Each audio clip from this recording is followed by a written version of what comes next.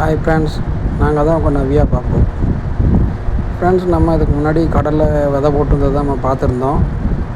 இப்போ கடலில் முளைப்பு வந்துருக்குது. ரொம்ப நாளாக வீடியோ போட முடியல. இப்போ தான் டைம் கிடச்சது.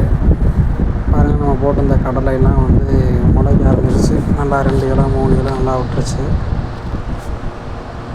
பாருங்கள், அந்த டைமில் கொஞ்சம் மழை பெய்யாமல் இருந்துச்சு. நம்ம விடுத டைம் மட்டும் மழை பெஞ்சிச்சு. அதுக்கப்புறம் கொஞ்சம் மழை இல்லை. இது வந்து சோளம் மாட்டுக்காக கொஞ்சம் ஒரு பக்கமாக விதைச்சி விட்ருந்தோம். நல்லா முளைச்சிருக்கு. ஆனால் கொஞ்சம் மழை விழுந்துருந்தால் நல்லா இருந்திருக்கும். கிட்ட நல்லா முளைச்சிருக்கு. ஒரு சைடு வந்து உளுந்து போட்டுக்கிட்டோம். வீட்டுக்கு தேவைப்படும் மிச்சம் எல்லாமே இருக்குன்னா நம்ம கடலை தான் விதைச்சி விட்ருந்தோம். விதைச்சி விட்ட எல்லாமே பிரச்சனை இல்லை, நல்லபடியாக முளைச்சிருக்கு. இந்த வட்டம் பருப்பு ஒரு பருப்பு கூட வேஸ்ட் ஆகலை. எல்லாமே நல்லா சூப்பராக வந்திருக்கு.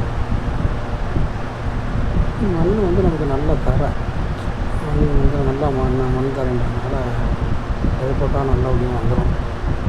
அதனால ஒன்றும் பிரச்சனை இல்லை. இன்றைக்கி முக்கியமாக நம்ம என்ன வீடியோ போட வந்தோம்னா, இன்றைக்கி வந்து நம்ம வந்து பனங்கிழங்கு, அதாவது பனங்கொட்டை பதிக்கிறோம் பனங்கிழங்குக்காக. இந்த பாருங்களேன், இது என்ன பூச்சின்னு தெரியுதுங்களா?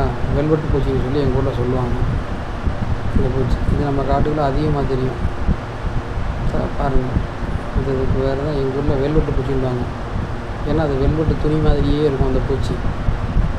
அதனால தான் வெல்வெட்டு பூச்சின்னு சொல்லுவாங்க.